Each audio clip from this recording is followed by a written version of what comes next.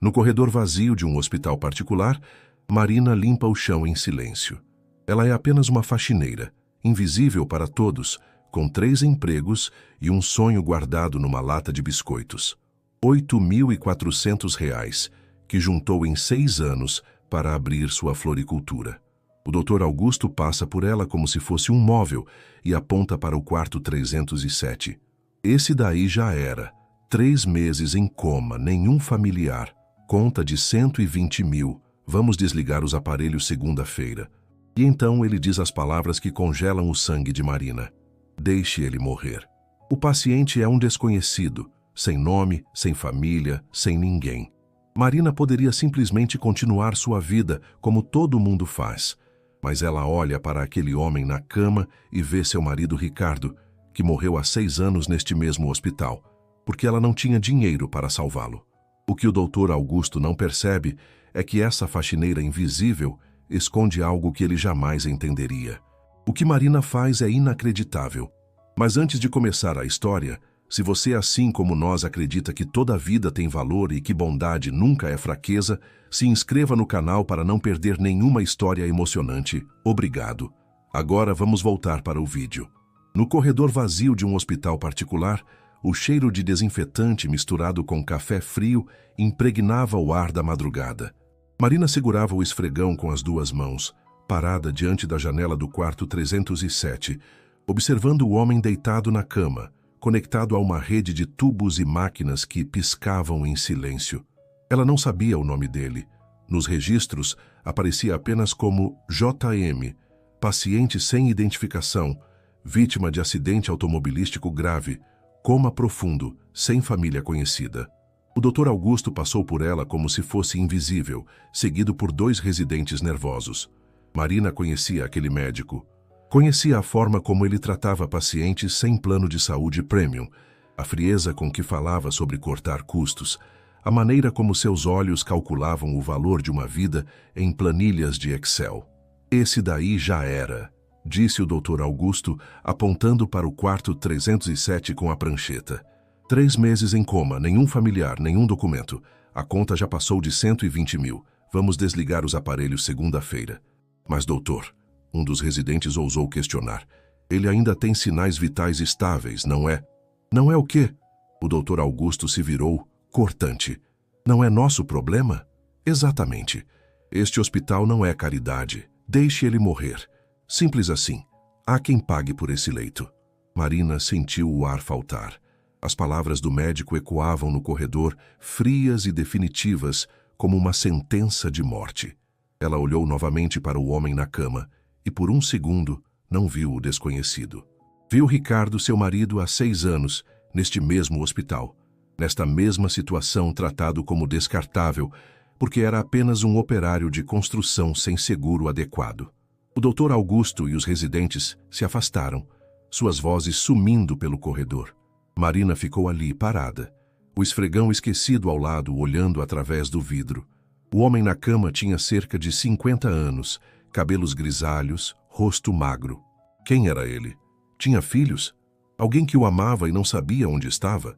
Mas por que uma faxineira que mal tinha dinheiro para sobreviver se importaria com um estranho rico que estava morrendo? Marina tinha 38 anos e 3 empregos. Acordava às 4 da manhã para chegar ao hospital às 5. Fazia seu turno de limpeza até meio-dia, corria para o escritório comercial onde trabalhava das 13 às 18 e 3 vezes por semana ainda limpava a casa de uma família rica no bairro Nobre. Chegava em casa às 11 da noite, dormia 5 horas e recomeçava. Seu lar era um quartinho nos fundos de uma pensão na periferia. 10 metros quadrados, onde cabia uma cama estreita, uma mesinha com um fogareiro elétrico e uma pequena estante com alguns livros. Embaixo da cama, guardava uma lata velha de biscoitos onde escondia cada nota que conseguia economizar. Ali dentro estavam 6 anos de sonhos, R$ 8.400. Cada centavo era uma renúncia. Um almoço substituído por pão com margarina, uma roupa não comprada, um remédio para a dor nas costas adiado. Aquele dinheiro tinha um propósito. Marina sonhava em abrir uma pequena floricultura. Sua mãe, antes de morrer, cultivava flores em latas de tinta pela casa. Rosas, lírios, margaridas. O apartamento apertado onde cresceu sempre cheirava a terra molhada e pétalas. Flores são a forma de Deus nos lembrar que a vida pode ser bonita, dizia sua mãe. Mas Marina estava longe do sonho. Ainda precisava de pelo menos mais 12 mil reais para o ponto comercial que tinha visto perto da rodoviária. E aqui estava ela, aos 38, morando num cubículo, trabalhando 3 turnos, invisível para o mundo. As pessoas não viam faxineiras. Ela poderia estar sangrando no corredor que metade não notaria. Médicos passavam por ela falando de suas vidas particulares como se ela fosse um móvel. Enfermeiras jogavam comentários maldosos sobre pacientes enquanto ela limpava ao lado. Para eles, Marina não tinha ouvidos, não tinha sentimentos, não tinha voz. Foi há 3 meses que o homem do quarto 307 chegou. Ela estava encerrando seu turno quando ouviu a movimentação na emergência. Paramédicos correndo, médicos gritando ordens, o barulho característico de uma vida pendendo por um fio. Mais tarde, quando passou pelo quarto dele para limpar, viu um homem inconsciente, sozinho, sem nenhuma flor, nenhum cartão, nenhum sinal de que alguém no mundo se importava se ele viveria ou morreria. Nos dias seguintes, Marina começou a reparar. Ninguém visitava, nenhum telefonema, nenhuma pergunta. O homem era um fantasma em coma, ocupando espaço. Ela escutava os médicos reclamando. Sem identificação, sem nada.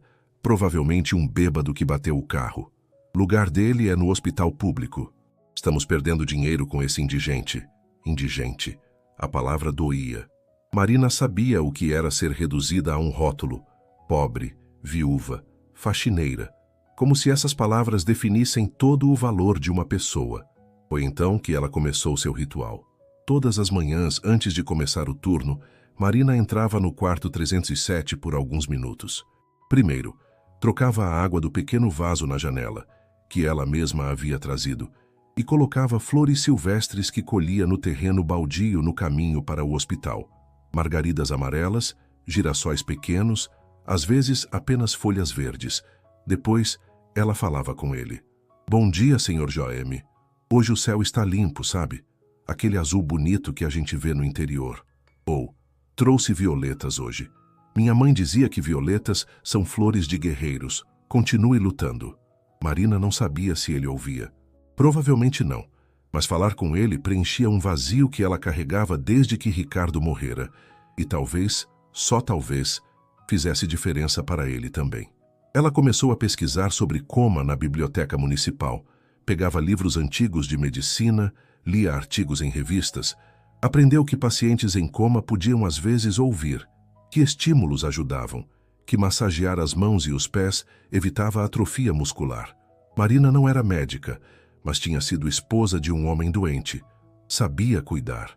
Passou a massagear as mãos de JM durante suas visitas matinais. Mãos grandes, calejadas, de quem trabalhou a vida toda.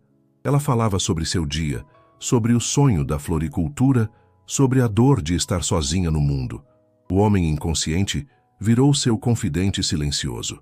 As enfermeiras repararam. Marina ficou doida, cochichavam. Tá apaixonada por um vegetal. Riram dela abertamente. Uma técnica de enfermagem até sugeriu em tom de piada cruel que Marina estava garantindo herança. A palavra se espalhou. Logo todos os funcionários do turno da manhã sabiam da faxineira maluca que cuida do indigente. Marina suportava as piadas em silêncio. Estava acostumada a ser o alvo fácil. Mas quando o Dr. Augusto a chamou no corredor uma manhã, soube que as coisas tinham piorado. Marina, né? Ele olhou para ela com desprezo mal disfarçado. Soube que você anda entrando no quarto do paciente 307 fora do horário de limpeza. Só troco as flores, doutor. Não atrapalho nada. Flores? Ele riu seco. Esse homem vai morrer, entende? Está vegetando há meses, não vai acordar. Suas flores são um desperdício de tempo e um risco de contaminação. Com todo respeito, doutor, o senhor não pode ter certeza. Eu sou o médico aqui. A voz dele cortou como navalha. Você é a faxineira. Mantenha-se no seu lugar e pare de brincar de enfermeira com um moribundo. Marina abaixou a cabeça, mas não respondeu. O doutor. Augusto se afastou, deixando-a ali, humilhada, com lágrimas de raiva queimando nos olhos. Naquela noite, no quartinho apertado da pensão, Marina tirou a lata de biscoitos debaixo da cama. Contou o dinheiro como fazia toda semana. R$ 8.400. 6 anos juntando. E na segunda-feira, aquele homem seria desligado dos aparelhos. Ela pensou em Ricardo. Lembrou do dia em que os médicos disseram que não havia mais nada a fazer. Lembrou de assinar os papéis de desligamento, sabendo que estava matando o homem que amava, porque não tinha dinheiro para mantê-lo vivo. Lembrou de carregar essa culpa por 6 anos, acordando todas as noites, se perguntando se haveria algo mais que poderia ter feito. Marina olhou para a lata. Aquele era seu futuro. Era a floricultura.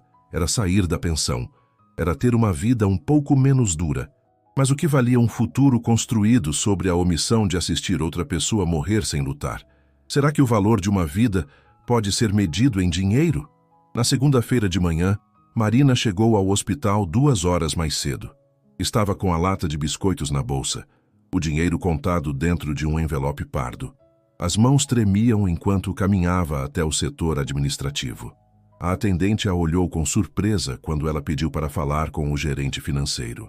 "É sobre o paciente do quarto 307, disse Marina, a voz firme apesar do medo. Meia hora depois, estava sentada diante de um homem de terno que folheava papéis com expressão cansada. "A dívida atual é de R$ 123.000, ele explicou. "Sem perspectiva de pagamento, o hospital vai transferi-lo para uma instituição pública." "Eu quero pagar", disse Marina. O homem parou de folhear os papéis e a olhou pela primeira vez de verdade. "Você quer pagar? 1 mês. Quanto custa 1 mês de tratamento dele?" O gerente checou os papéis confuso. "Com UTI, medicamentos, monitoramento, em torno de R$ 8.000. "Mas, senhora..." Marina abriu a bolsa e colocou o envelope na mesa. "Está tudo aqui. 8.400. Quero que garantam mais 1 mês para ele." O silêncio na sala foi absoluto. O gerente abriu o envelope, contou o dinheiro, olhou para Marina, depois para o dinheiro novamente. "A senhora entende que esse paciente provavelmente não vai acordar?" "Entendo." "E que esse dinheiro será perdido?" "Ninguém perde dinheiro salvando uma vida." O gerente respirou fundo. "Vou precisar de seus dados. E a senhora precisa assinar como responsável financeira." Marina assinou todos os papéis com mãos trêmulas. Quando saiu da sala, as pernas quase não a sustentavam. Tinha acabado de gastar 6 anos de economia num desconhecido. A floricultura, o ponto comercial, o futuro melhor, tudo enterrado numa aposta impossível. A notícia se espalhou pelo hospital como fogo. Até o horário do almoço, todos sabiam. A faxineira maluca tinha pagado o tratamento do indigente. As enfermeiras cochichavam. Os médicos riam. Marina virou piada no refeitório. Deve estar apaixonada. Ou completamente doida. Coitada, perdeu o dinheiro todo numa aposta. O Dr. Augusto a encontrou no corredor à tarde. Seu olhar era de desprezo misturado com algo que parecia quase curiosidade mórbida. "Você realmente fez isso?" Ele perguntou baixo. "Pagou pelo tratamento dele?" "Fiz." "Está esperando o quê? Que ele acorde e case com você? Que tenha dinheiro escondido?" "Deixa eu te explicar algo, Marina. Pessoas como ele, pessoas que acabam aqui sem identidade, são ninguém. Vagabundos. Você jogou seu dinheiro fora por um cadáver ambulante." Marina o encarou. Pela primeira vez em 6 anos trabalhando ali, olhou diretamente nos olhos daquele médico que a tratava como lixo. "Se ele é ninguém", disse ela, voz calma, mas firme, "então eu também sou ninguém. E nós, ninguéms, cuidamos uns dos outros." Ela se virou e foi embora, deixando o Dr. Augusto com sua arrogância engasgada na garganta. Naquela noite, de volta ao quartinho vazio, Marina sentou na cama e chorou. Chorou pelo dinheiro perdido. Chorou pelos sonhos adiados. Chorou por Ricardo, por JM e por todos os ninguéms do mundo que morriam sozinhos, porque não valiam o preço de uma planilha. Mas quando a manhã seguinte chegou, ela voltou ao quarto 307, como sempre fez. Trocou as flores, conversou com ele e, pela primeira vez, quando massageou suas mãos, sentiu algo. Uma conexão, frágil mas real, entre 2 pessoas solitárias que o destino tinha cruzado no lugar mais improvável. As semanas seguintes foram as mais difíceis. Marina cortou todas as despesas possíveis. Passou a comer apenas pão e ovo. Cancelou a internet do celular. Desistiu dos remédios para dor nas costas. Seu corpo gritava de cansaço, mas ela continuava, trabalhando 3 turnos, guardando cada centavo que sobrava. Mas o dinheiro não era suficiente. O primeiro mês que ela havia pago estava terminando, e não tinha como pagar o segundo. A conta voltaria, e dessa vez, ninguém seguraria o hospital de desligar os aparelhos.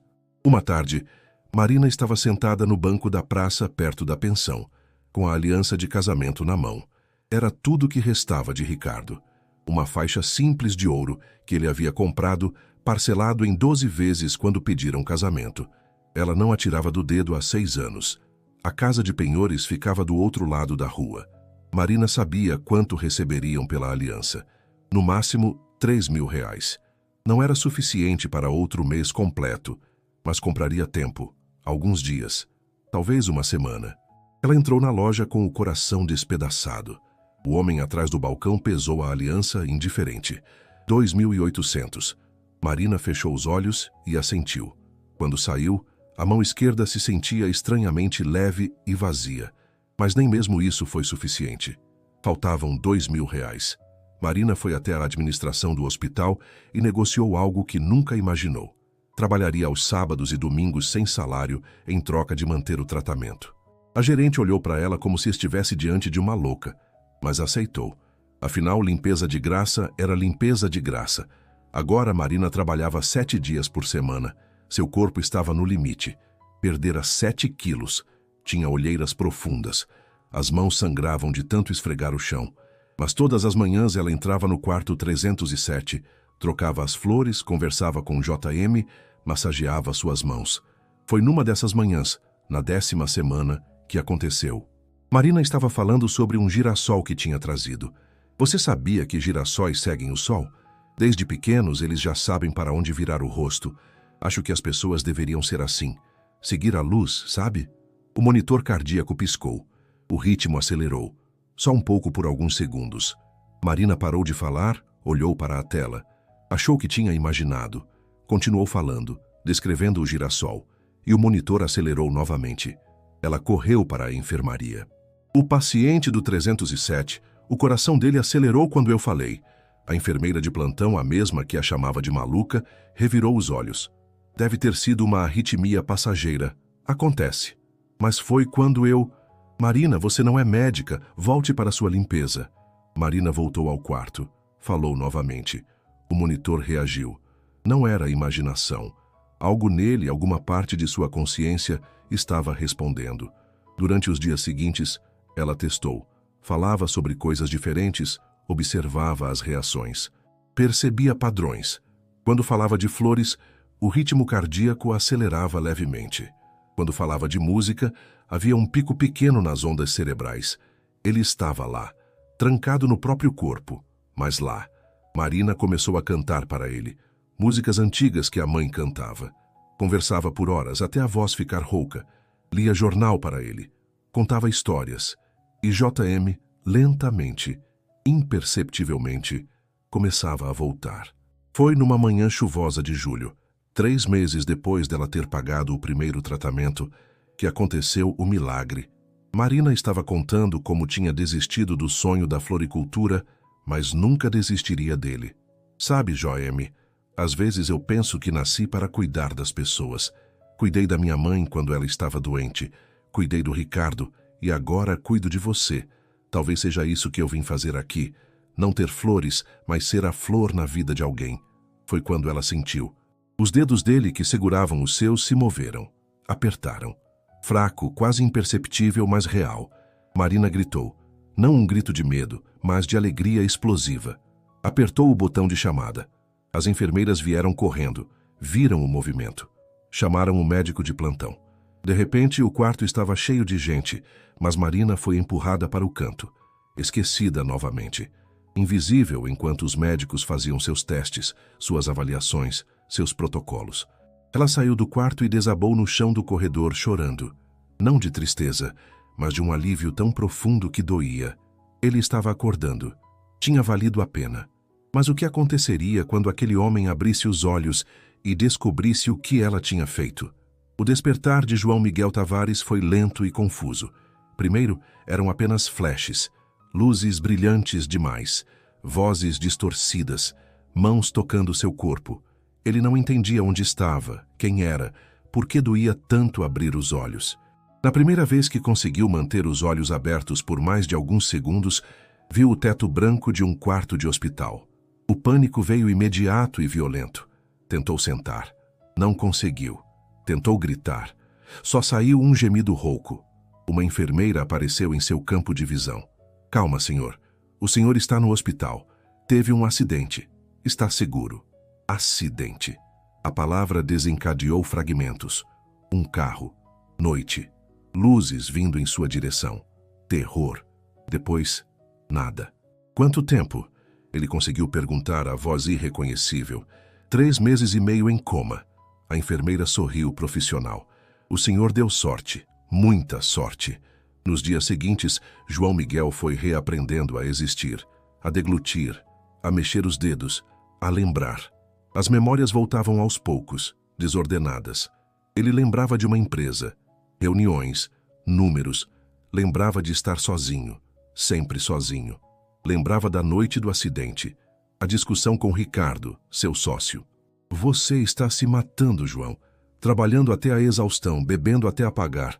Afastou todo mundo, sua ex-esposa, seus amigos, seus funcionários.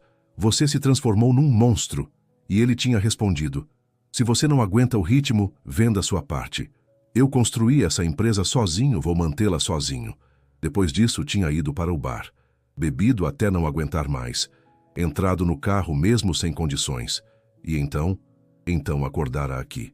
Minha família, João Miguel perguntou ao médico durante uma consulta. Alguém veio me ver?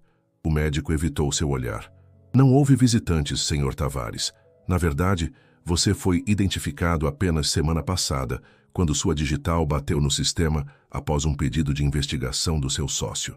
Ricardo procurou por mim? Sim, mas... O médico hesitou. Ele morreu, senhor. 2 semanas após seu acidente. Infarto fulminante. João Miguel ficou olhando para o teto por horas depois dessa notícia. Ricardo, seu único amigo, se é que ainda podiam se chamar de amigos, estava morto. E ele, João Miguel, estava vivo apenas por... Por que eu ainda estou vivo? Ele perguntou à enfermeira mais tarde. Se ninguém pagou, por que mantiveram o tratamento? A enfermeira trocou um olhar com a colega. Houve alguém, uma funcionária do hospital. Ela pagou e trabalhou sem salário para manter o senhor em tratamento.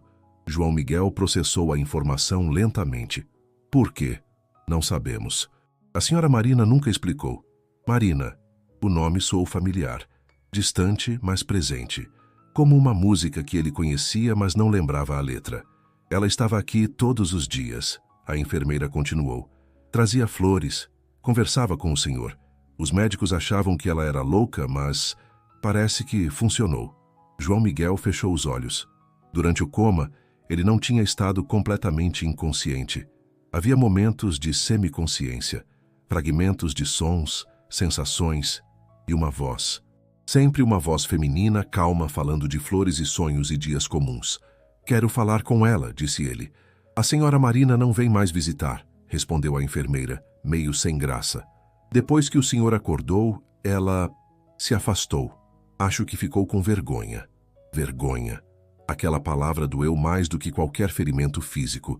João Miguel passou a perguntar sobre Marina para todo funcionário que entrava no quarto. Descobriu que ela era faxineira, que trabalhava 3 empregos, que usara todas as economias e até vendeu sua aliança de casamento para salvá-lo, que foi ridicularizada e humilhada, mas nunca desistiu. Cada detalhe era uma facada. João Miguel tinha passado 52 anos acumulando dinheiro, poder, propriedades. Tinha um apartamento de 300 metros quadrados onde nunca recebia visitas. Tinha carros importados que dirigia sozinho. Tinha contas bancárias que nunca o fizeram feliz. E uma faxineira de 3 empregos que morava num quartinho de pensão tinha dado tudo o que tinha para salvar a vida dele. Um desconhecido, um ninguém. A culpa e a gratidão se entrelaçavam de forma dolorosa. João Miguel não merecia aquilo. Ele sabia. Tinha sido um homem terrível, arrogante, frio. Tinha destruído relacionamentos, humilhado funcionários, tratado pessoas como números em relatórios, e de todas as pessoas do mundo, uma mulher que ele nem conhecia tinha escolhido vê-lo como humano. Quando recebeu alta 3 semanas depois de acordar, João Miguel tinha um plano. Não voltaria para a vida antiga. Aquele homem tinha morrido no acidente. Quem saiu do coma era outra pessoa. Ou melhor, era a pessoa que ele deveria ter sido o tempo todo. O que um homem faz quando descobre que sua vida foi salva por uma estranha que deu tudo o que tinha? Marina estava limpando o corredor do 3º andar quando viu João Miguel. Ela o reconheceu imediatamente, mesmo de pé, vestindo roupas normais. Estava mais magro, apoiado numa bengala, mas eram os olhos dele, olhos que ela tinha visto fechados por meses, e agora estavam abertos, procurando por ela. O impulso foi fugir, mas antes que pudesse se mover, ele a viu. Marina! Ela ficou paralisada. João Miguel atravessou o corredor devagar e parou diante dela. Por um longo momento, apenas se olharam. Então, para o horror absoluto de Marina, ele se ajoelhou. No chão do hospital, na frente de médicos, enfermeiras, pacientes, João Miguel Tavares se ajoelhou diante da faxineira. "Obrigado", ele disse, a voz embargada. "Obrigado por não me deixar morrer sozinho." Marina tentou fazê-lo levantar, mortificada. "Senhor, por favor, levante. As pessoas estão olhando." "Que olhem." Ele não se moveu. "Você salvou minha vida quando não tinha razão nenhuma para isso. Você me deu algo que meu dinheiro nunca comprou. Humanidade. Por favor, Marina, me deixe retribuir." "Não precisa." Ela estava chorando agora, constrangida e emocionada. "Eu não fiz por dinheiro. Não quero nada." Essa resposta quebrou algo no peito de João Miguel. Ele finalmente se levantou, apoiando-se na bengala e olhou para ela com uma intensidade que Marina não sabia nomear. "Eu sei que não foi por dinheiro. Se fosse, você seria como todas as pessoas que conheci na vida. Mas você não é. E é exatamente por isso que eu preciso fazer algo. Não por dever, porque eu quero." Marina balançou a cabeça sem saber o que dizer. João Miguel continuou. "Posso pelo menos tomar um café com você? Conversar? Conhecer de verdade a pessoa que me trouxe de volta?" Marina pensou em recusar. Pensou em todas as razões pelas quais aquilo era má ideia. Mas quando olhou nos olhos dele, viu algo que a fez hesitar. Solidão. A mesma solidão que ela via no espelho todo dia. "Só um café", ela concordou baixinho. Nas semanas seguintes, João Miguel aparecia no hospital regularmente. Esperava Marina terminar o turno. Conversavam no café da esquina. No começo, ela ficava rígida, constrangida. Ele era um empresário rico, ela uma faxineira. O abismo social entre eles era óbvio. Mas João Miguel não tratava esse abismo como real. Perguntava sobre a vida dela. Ouvia de verdade. Quando Marina falou sobre o sonho da floricultura, ele não riu. Quando ela contou sobre Ricardo, ele segurou sua mão e compartilhou sobre seu próprio divórcio, sobre como tinha afastado todos por obsessão com o trabalho. "Eu construí um império", ele disse numa tarde, "mas não tinha ninguém para dividir. Sabe qual foi meu primeiro pensamento quando acordei? Ninguém veio. 3 meses em coma, e ninguém sentiu minha falta o suficiente para procurar. Seu sócio procurou." Marina lembrou. "Ricardo me procurou porque tinha documentos para assinar. Que eu o tratei tão mal que ele morreu com raiva de mim." João Miguel olhou para a xícara de café. "Você me ensinou algo, Marina. A vida não é sobre acumular, é sobre cultivar." Foi depois dessa conversa que ele fez a proposta. Estavam sentados num banco da praça, observando as crianças brincando. "Tenho um plano", João Miguel disse, "e quero sua opinião antes de fazer qualquer coisa." Marina olhou para ele, curiosa. "Quero abrir uma rede de floricultura terapêutica em hospitais. Flores e companhia para pacientes isolados. Flores em quartos tristes. Conversas para quem não tem ninguém. Quero criar algo que faça diferença real." Marina sorriu, tocada. "É uma ideia linda. Quero que você seja sócia." O sorriso congelou. "O quê?" "Marina em Tavares. Floricultura terapêutica. 50% para cada um. Eu entro com o capital inicial e você com o conhecimento. Você vai treinar a equipe, criar os protocolos, gerenciar as operações." "João Miguel, eu sou faxineira. Não sei administrar. Você salvou uma vida que médicos formados desistiram. Você tem mais valor prático que qualquer MBA. Ele a encarou. Deixa eu cultivar isso com você. Por favor. Marina não conseguia processar. Era impossível. Era loucura. Era o sonho dela se tornando real, mas multiplicado por 1000. Eu preciso pensar. Ela sussurrou. Pense. Mas enquanto isso, ele estendeu um papel. Já aluguei um espaço, perto da rodoviária. Um ponto comercial pequeno, mas bem localizado. É nosso se você aceitar. Marina pegou o papel com mãos trêmulas. Era o endereço do exato ponto que ela tinha visto anos atrás. O lugar dos seus sonhos. Ela voltou para o quartinho da pensão naquela noite com o mundo girando. Seria fácil aceitar. Seria o final feliz que ela merecia depois de tanto sofrimento. Mas uma parte dela tinha medo. Medo de que isso fosse bom demais para ser verdade. Medo de que estivessem construindo algo numa fundação instável. E então, 3 dias depois, tudo desmoronou. Como os poderosos destroem quem ousa desafiar a ordem estabelecida. O Dr. Augusto nunca tinha perdoado a humilhação. Ver Marina, uma simples faxineira, provar que ele estava errado ao querer desligar os aparelhos de João Miguel era uma afronta. Pior ainda, era ver o paciente não apenas sobreviver, mas prosperar. E agora, ouvir nos corredores que ela iria abrir um negócio com ele, era intolerável. Ele começou discretamente. Uma palavra aqui, uma insinuação ali. Estranho, né? Faxineira pobre se aproximar de paciente rico justamente quando ele não pode se defender. Será que ela não estava manipulando a situação desde o início? Que coincidência ele acordar e, de repente, ela ser sócia dele. As sementes de dúvida foram plantadas. Cresceram rápido. Em 2 semanas, o Dr. Augusto tinha montado um caso. Levou à diretoria do hospital. Acusações de que Marina tinha se aproveitado de um paciente vulnerável, que tinha manipulado João Miguel em estado de confusão pós-coma, que estava cometendo um tipo de golpe elaborado. Marina foi chamada ao RH numa segunda-feira. Havia 3 pessoas na sala. A gerente de recursos humanos, um advogado do hospital e o Dr. Augusto. Marina, há acusações sérias sobre seu comportamento com o paciente João Miguel Tavares, começou a gerente. Marina sentiu o chão sumir. Que acusações? O advogado abriu uma pasta. Manipulação de paciente vulnerável. Abuso de posição para ganho pessoal. Violação de protocolos hospitalares ao ter contato não autorizado com paciente fora das funções de limpeza. Isso não é verdade. Você pagou o tratamento dele e agora está em sociedade comercial com ele. O Dr. Augusto interrompeu, voz calma e venenosa. Um paciente que estava em coma, confuso, sem capacidade de tomar decisões. Muito conveniente. Ele tomou a decisão sozinho, depois de acordado, depois de recuperado. Ou você o condicionou durante o coma? O Dr. Augusto se inclinou.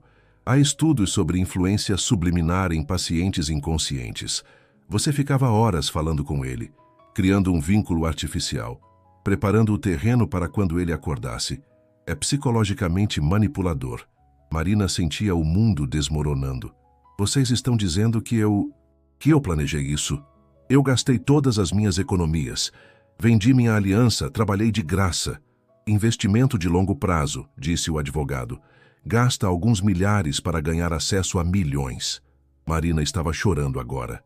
Isso é mentira. Vocês sabem que é mentira.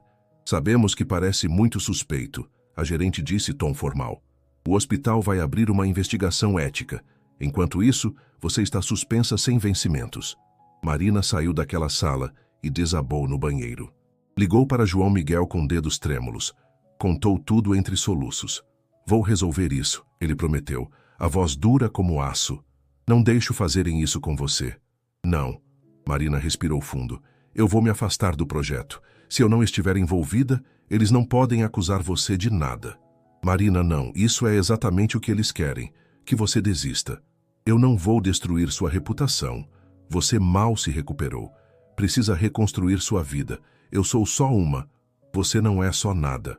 A voz dele estava embargada. Você é a pessoa mais importante que conheci, e não vou deixar te destruírem por isso. Mas Marina já tinha decidido.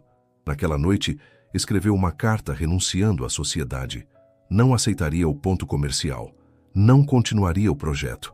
Voltaria para sua vida de antes. Invisível. segura, exceto que João Miguel não aceitou. Na semana seguinte, ele convocou uma reunião extraordinária da diretoria do hospital. Não pediu permissão. Usou sua influência. E ele tinha muita, mesmo depois do acidente. Era, afinal, João Miguel Tavares, dono de uma das maiores empresas de logística do estado. A reunião foi tensa. 10 membros da diretoria, o Dr. Augusto, a gerente de RH, o advogado e João Miguel de pé diante de todos, ainda usando bengala, mas com postura de quem comandava salas de reunião a vida inteira. Senhores, fui informado de acusações contra a senhora Marina Silva, ele começou. Acusações de que ela me manipulou para ganho financeiro. Gostaria de esclarecer alguns fatos. Ele ligou um projetor. Imagens das câmeras de segurança do hospital começaram a passar. Marina entrando no quarto 307 todas as manhãs, trocando flores, conversando, massageando as mãos dele, semana após semana, mês após mês. Aqui está a manipuladora, João Miguel disse, ironia cortante. Uma faxineira que usava minutos do intervalo dela para cuidar de um desconhecido. Que crime hediondo. Ele trocou o slide. Recibos de pagamento. R$ 8.400, economias de 6 anos, usados para pagar meu tratamento. E aqui, outro slide. Contrato de trabalho mostrando que ela trabalhou 2 meses sem salário aos fins de semana. Manipulação muito cara, não acham? O Dr. Augusto estava vermelho, mas permaneceu calado. João Miguel continuou. E já que estamos falando de ética, vamos falar do Dr. Augusto. Ele olhou diretamente para o médico, que considerou desligar meus aparelhos 3 meses após o acidente, quando protocolos médicos recomendam um mínimo de 6 meses antes de considerar interrupção de tratamento em casos de coma sem dano cerebral severo, que chamou um paciente de indigente e descartável, que vem assediando a senhora Marina desde que ela provou que ele estava errado. Isso é... O Dr. Augusto começou. Está gravado. João Miguel tocou no laptop. A voz do médico ecoou pela sala. Deixe ele morrer. Não há quem pague por isso. O silêncio foi sepulcral. A senhora Marina salvou minha vida, João Miguel concluiu, voz firme. Não porque esperava algo em troca, não porque tinha planos, porque viu um ser humano sendo tratado como descartável e decidiu que aquilo era errado. Ela me ensinou mais sobre medicina, ética e humanidade do que qualquer médico deste hospital. E se vocês a punirem por isso, terão meu processo judicial, minha influência na imprensa, e farei de tudo para que o mundo saiba como este hospital trata não apenas pacientes, mas funcionários que ousam ter compaixão. A diretoria votou. Por unanimidade, as acusações foram retiradas. Marina foi reintegrada com pedido oficial de desculpas, e o Dr. Augusto foi suspenso para a investigação de suas próprias condutas éticas. Mas João Miguel ainda não tinha terminado.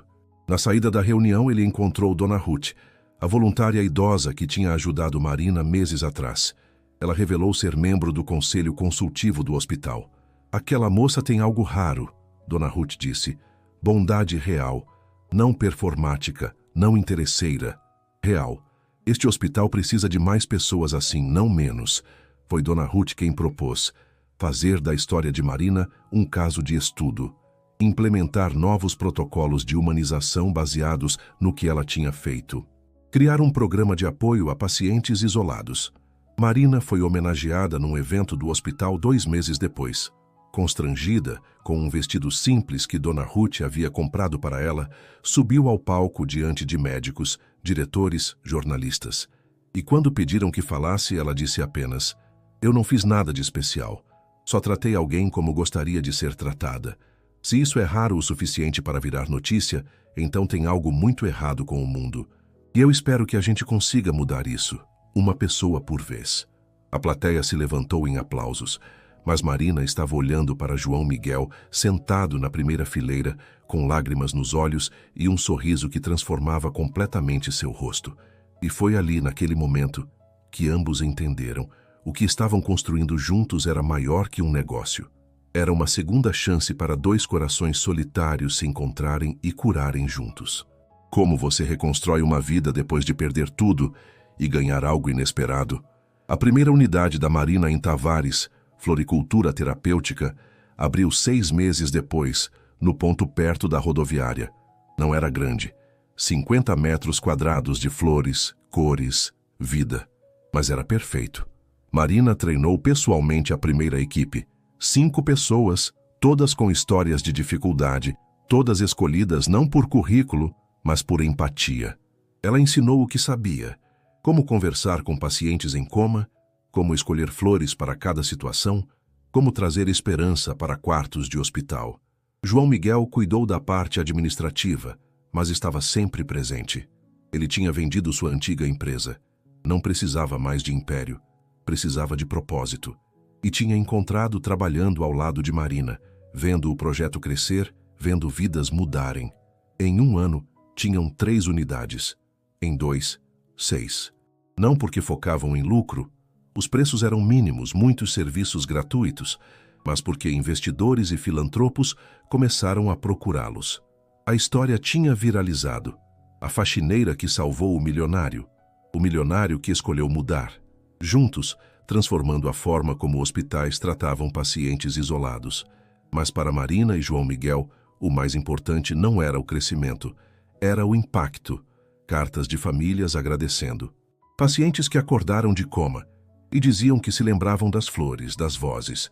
Pessoas solitárias que não morreram sozinhas porque alguém estava lá, trazendo uma margarida e uma conversa. A conexão entre eles evoluiu naturalmente, de gratidão para a amizade, de amizade para algo mais profundo. Não foi dramático, não teve grande declaração. Foi construído em pequenos momentos, mãos que se encontravam ao arranjar flores, olhares que duravam 1 segundo a mais, conversas que iam madrugada adentro. Marina tinha medo de que fosse apenas gratidão disfarçada, medo de que a diferença entre eles fosse grande demais.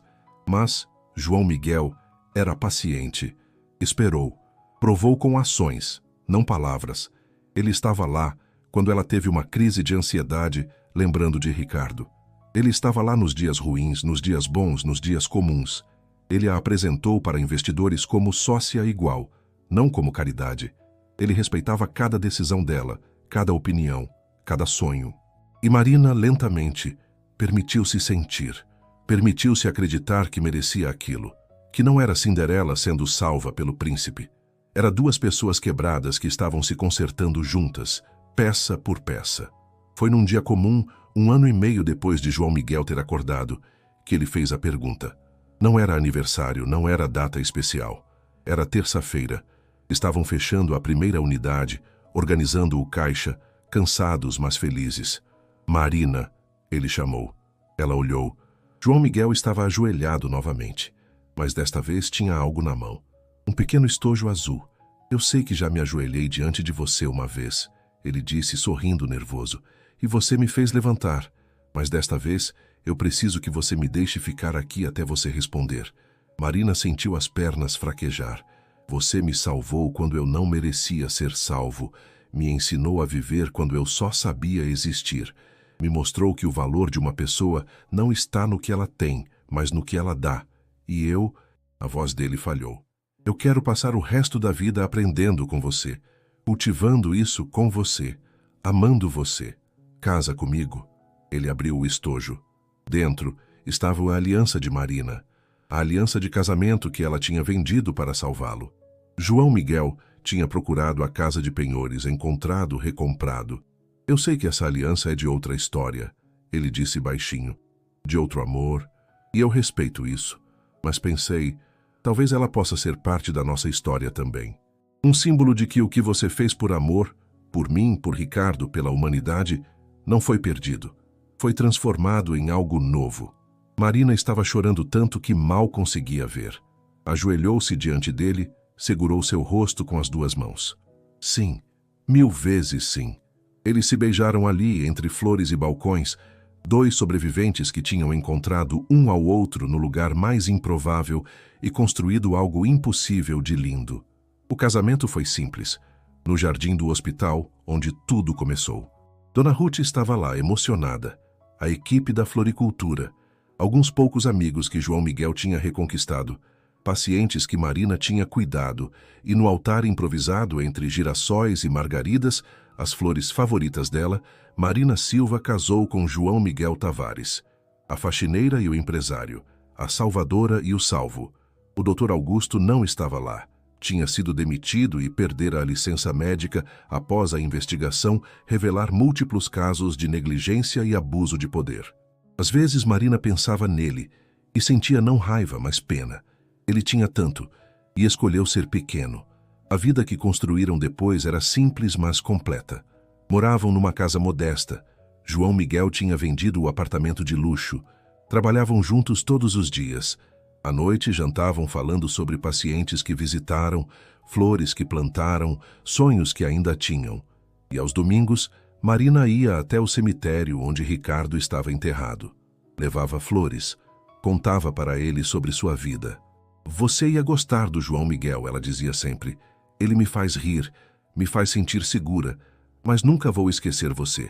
Você me ensinou a amar. Ele me ensinou a amar de novo. João Miguel nunca ficou com ciúmes. Entendia. Ele também visitava o túmulo de Ricardo às vezes, agradecendo ao homem que tinha amado Marina primeiro, que tinha moldado a mulher incrível que ela era. 3 anos depois, Marina estava grávida. Não tinha planejado. Ela tinha 41, ele 55. Mas quando souberam, a alegria foi devastadora. Seriam pais. Criariam uma vida juntos. O bebê nasceu numa manhã de primavera. Uma menina. Olhos escuros, punhos cerrados, choro forte. Marina a segurou e pensou em sua mãe, que dizia que flores eram a forma de Deus lembrar que a vida pode ser bonita. Como vamos chamar? João Miguel perguntou, beijando a testa de Marina. Rosa, ela sussurrou. Vamos chamar de Rosa. E Rosa cresceu cercada de flores e histórias. História da mãe que salvou o pai. História do pai que aprendeu a viver. História de que bondade não é fraqueza e que os gestos mais poderosos são aqueles dados sem esperar nada em troca. A floricultura continuou crescendo. Quando Rosa tinha 5 anos, havia 15 unidades espalhadas pelo estado. Quando ela tinha 10, o projeto tinha virado modelo nacional. Outros estados começaram a replicar. O impacto era impossível de medir, mas para Marina, o maior impacto estava nos pequenos momentos. Um paciente que acordou de coma e disse que se lembrava da voz dela cantando. Uma família que mandou carta agradecendo porque a mãe não morreu sozinha, teve flores e companhia. Um médico jovem que viu o trabalho deles e decidiu se especializar em cuidados paliativos humanizados. João Miguel também mudou a vida de formas que números não podiam capturar. Ele, que tinha sido um empresário frio e solitário, virou mentor de jovens empreendedores sociais. Dava palestras sobre transformação pessoal. Escreveu um livro sobre sua experiência. Todo o lucro doado para instituições de saúde mental. Mas sua maior contribuição foi ser marido e pai presente. Foi estar lá, nas noites de choro de Rosa, nas manhãs de café com Marina, nos momentos comuns que constroem uma vida. Ele tinha dinheiro, mas escolhia tempo. Tinha poder, mas escolhia presença. E quando Rosa fez 15 anos e perguntou como os pais se conheceram, Marina e João Miguel se entreolharam e sorriram. Contaram a história completa. Não esconderam as partes difíceis.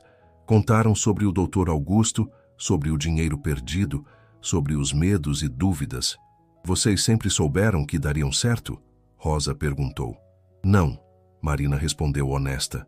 Mas aprendi que as melhores coisas da vida não vêm com garantia. Elas vêm com fé.